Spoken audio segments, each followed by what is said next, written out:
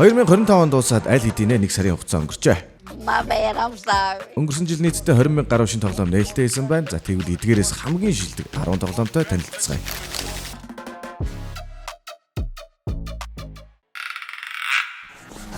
Okay guys.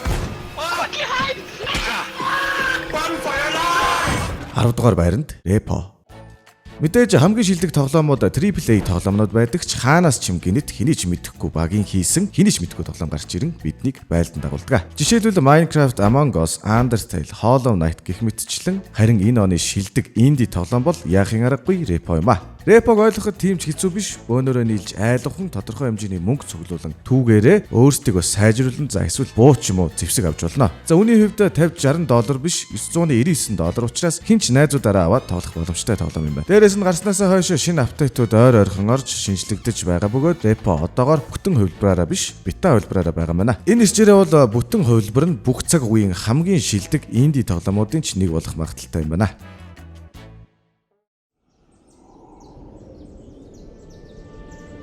I was born 87 years ago. 9-р байранд The Oblivion Remastered.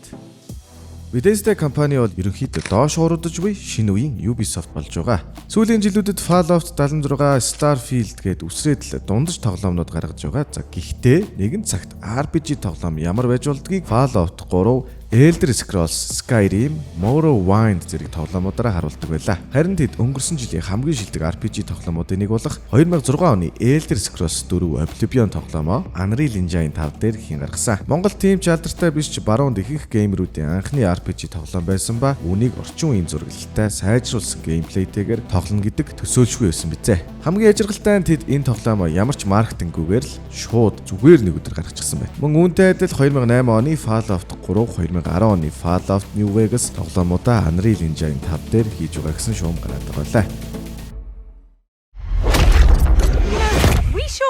8 дугаар байранд Split Fiction. Ихэвчлэн co-op буюу хамтдаа тоглох механик ихэнх стори дээр суурилсан тоглоомуудад огт байдаггүй. Dying Light ч юм уу, Borderlands ч юм уу за цөөхөн хитгэн тоглоомуудад л байдаг. Тэгвэл Hazelight Studio үүсгэн байгуулагдсан цагаас хамтдаа тоглоход зориулагдсан тоглоомууд хийж эхэлсэн байдаг. За Brothers Tale, A Way Out, It Takes Two зэрэг тоглоомуудыг хийсэн байдаг. 2021 онд бүр Game Awards-аас It Takes Two тоглоомороо оны шилдэг тоглоом шагналыг авч байлаа. And the 2021 Game of the Year is It Takes Two.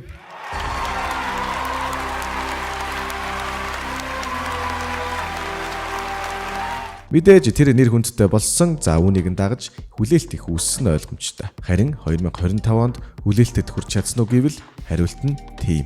Учир нь Split Fiction үнэхээр сайн тоглоом болсон. Дотроо puzzle platformer, за мөн third person shooter, sport 2D платформер гээд бүхэл тоглоомын төрлийг агуулсан учраас тэр юм. Товчоор бол 15 цагаас тасралтгүй хамтдаа хөгжилдөж болох тоглоом юм. Тоглоомын зохиолч үнэхээр сайн байсныг дурдахгүй бол болохгүй. Мөн тоглоомыг нэг нь худалдаж авсан байхад нөгөөх нь Friends Pass-аар эхнээс нь дуустал хамтдаа өнгөө тоглох боломжтой юм байна. 7 дугаар байранд Silent Hill F. Silent Hill бол аимшигын тоглоомуудын загалмайлсан эцэг юм а. Хөгжим Mozart-аас дээшлдэггүй. Уран зураг Rembrandt-аас дээшлдэггүй. Аимшигын тоглоом Silent Hill 2-оос дээшлэхгүй байна. Франчайзынхаа дөнгөж 2 дахь тоглоомороо бүх цаг үеийн хамгийн шилдгийг хийнэ гэдэг хараалуу ерөөлөө мэдэхгүй ч за түүнээсээ цаашаа Silent Hill-ийн тоглоомууд муудаж эхэлсэн. Кино хийгцнийг нь дурдаад чирэггүй. За бүр дээрээс нь 2012 онд Hideo Kojima PT гээд демо гаргасан ч одоо ч бүх цаг үеийн хамгийн шилдэг тоглоомууд гэсэн ярианд орж ил байдаг. За дуусахдаа Silent Hills гэдэг цоо шин тоглоом болон гарна гэдэг бичиг гарсан ч Konami-гийнхан нүдрүүгээ хуруугаа хийж энэ тоглоомоо цуцлсан байдаг. Ер нь бол нүдрүүгээ хутга дүрсэн байдаг. За 2024 онд Silent Hill 2-оор ремейк хийж гаргаад харин өнгөрсөн жил Silent Hill F тоглоомоо гаргасан байна. Мэдээж Silent Hill 2-ыг гүйцэхгүй ч 20 жилийн дараа франчайзд шинэ уур амьсгал авчирсан. Дундаж насны 90-ийн орондоо өсвөр насны охин урбан хотын оронд Японы тосхон за илүү melee combat гэдэг геймплей зохиол зураглан сайн байсан ч Silent Hill гэдэг нэрэн доор байгаа нь хүлээлт үүсгэж за тэрэндээ ч хүрээгүй байхаа. 6 дугаар байранд Ark Raiders. Бидэнд хамгийн хэрэгтэй зүйл бол шинэ агаар. Dota, Counter-Strike, Valorant, PUBG тоглож байгаа бидэнд шинэ агаар шинэлэг тоглоом хэрэгтэй байсан Arc Raiders юм. Олон зэвсгийн сонголт crafting гэдэг матч болгон дээр ашиглаж болох хэдэн мянган стратеги, extraction shooter тоглоомод Escape from Tarkov's эхэлж байсан бол Arc Raiders-ээр потенциалтай хүрж байна. Тоглоомыг ямар вэ гэдгийг Reddit дээрх дараах ревюудээс харж болно. Муухай. Би тоглож эхэлсэн одоо болж чадахгүй байна. Би болимооргүй байна. Бүх платформ дээрээс бандах хэрэгтэй хэтэрхий донтуулж байна. Гэх мэтчлэн иймэрхүү бас хариултуудыг Reddit дээрээс та бүхэн харах болно. 5 дугаар байранд Hades 2. Hades 2 нь Supergiant Games студийн 2020 онд гаргасан Hades тоглоомын үргэлжлэл юм. Энэ удаад 1-р ангийн гол дүр Zagreus-ийн дүү Шулам Melinoir тоглон цаг хугацааны бурхан Kranos-той уулзгуулна. Тоглоомын механикийн хувьд үнэхээр энгийн ерөнхийдөө дээрээс нь харуулсан Devil May Cry гэсэн үг. Гэхдээ тоглоомын зураглал, дуу, саунд эффектүүд нь үнэхээр донтолт үүсгэх шүү. Hades 2 нь харагдаж байгаа шиг энгийн зохиолтой биш ээ. Зохиол нь өөрийн ухамсар, эрх чөлөө, гэр бүлийн бүтэцгээд маш олон зүйлийг бодогдуулсан байдаг. 4-р байранд Kingdom Come Deliverance 2. Elder Scrolls Oblivion-ыг 2006 онд RPG тоглоомнуудыг тэр чигт нь өөрчилсөн гэсэн бол 2025 онд Kingdom Come Deliverance 2 ахиад нэг шатаар ахиулсан гэж хэлж болно.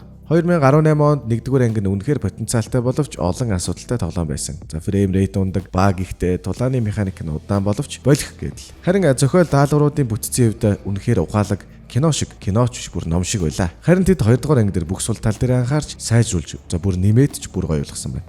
Зураглал, зохиол, тулааны механик бүгд өмнөх ангиас 2 дахин сайн болжээ. Тоглоом 1-р ангийнхаа төгсгөлөөс үргэлжилдэг бөгөөд 15 дугаар 100-ны үед байгаа нэгэн цэргийн түүх байх болно. Түүх сонирхдаг эсвэл илүү бодит байдалтай ойрхон тоглоом тоглохыг хүсдэг бүх хүмүүст төгс тоглоом байх болно гэдэгт итгэж байна. 3 дугаар байранд Hollow Knight Silksong. Dark Souls за Souls genre-ыг алдаршуулж байсан бол Hollow Knight Metroidvania тоглоомнуудыг ямар байж болохыг харуулж байлаа. Silksong бол 2018 онд гарсан Hollow Knight тоглоомын үргэлжлэл юм. Унтаад нэг өглөөс ирсэн чинь л хаа сайгүй Hollow Knight-ыг биширч байсан. Жагсаалтын 10 дахь байсан Repo шиг гинэт гарч ирээд бүгдийг хуйлруулсан байдаг.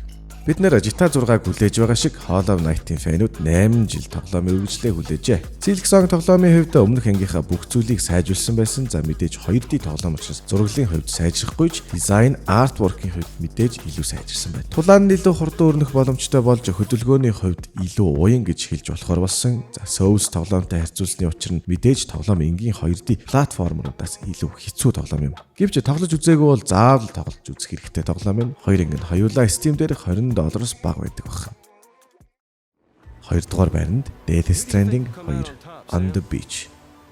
Тоглоом сонирхчдын дунд Hideo Kojimag танихгүй байхгүй зэ. Тэр үргэлж цоо шин хүний төсөөлөөгүй зүйлсийг хийж байдаг. Өмнө нь дурдсанчлан Silent Hills тоглоомод 30 минутын демо хийсэн үртэл бүх цаг үеийн шилдэг аимшигын тоглоомнуудын нэг болсон. 2015 онд тэрээр Konami-г орхин өөрийн Kojima Production-ыг байгуулж шууд л ажилд орон 2019 онд Death Stranding тоглоомоо хийсэн байдаг. Тоглоомыг нэг үгээр тайлбарлавал бясалгал шиг л тоглоом. Үзэсгэлэнтэй зураглалтай, үнэхээр сайн хөгжимтэй, тийм ч хэцүү биш механиктай. За энэ тоглоомоор тухайн жилийнхаа Game Awards-аас шилдэг найруулагч гэсэн шагналыг ч авч байсан байдаг. Death Stranding.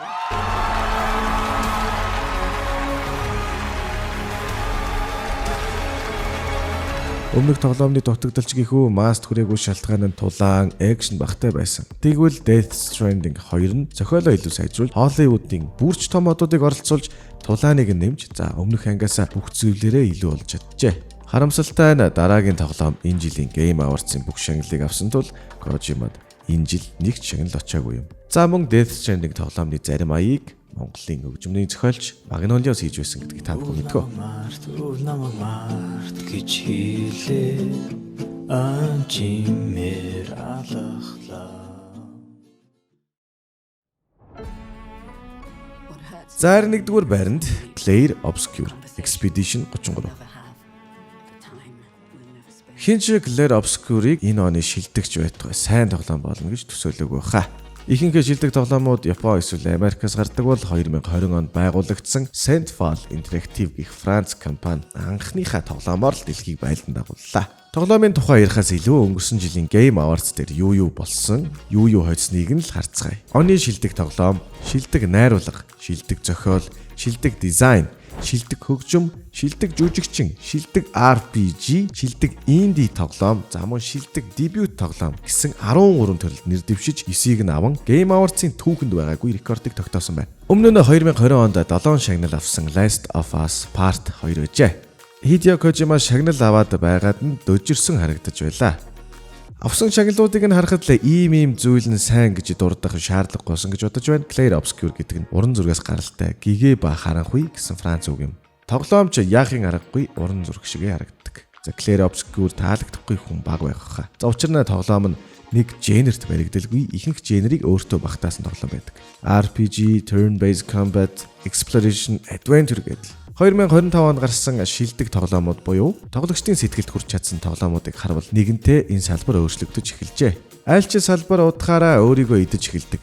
Өнөөдрийн Холливуудыг харвал шинэ содон сонирхолтой зүйл гэхээсээ илүү 2 дугаар анги, дараагийн бүлэг, өмнөх үйл явдал эсвэл шинээр хийх гээд баталгаатай мөнгө олох боломжтой кинонуудаа л хийдэг болсон. Тэд нь ямар ч амтгүй хоолтой адилхан за одоо бидний жоохонтой мэдэрч байсан ич хэдийг мэдрүүлж чаддаггүй. Видео тоглоомын салбар ч адилхан. Шинэ Assassin's Creed-үүд, шинэ Call of Duty-нууд, шинэ Battlefield-үүд гээд бүгд л бидний мөнгийг саах зорилготой амтгүй бараанууд болсон байна. Үүнээс нь болоод тоглогчид AAA гэхээс илүүтэйгээр AA эсвэл инди тоглоомуудыг шинэлэг байдлаар цангаж байгаа нь харагдаж байна. За ингээд топ 10 цувралын маань шинэ эпизодын үрээд өндөрлөж байна. Та бүхэн YouTube дээр subscribe болон like батнаа дараад дараагийнхаа контентыг хүлээж өгөөрэй. За мөн өдөр болгон Kik дээр стримүүд үргэлжлэж байгаа учраас та бүхэн Kik дээр follow хийгээд стримээ тогтмол үзээрэй.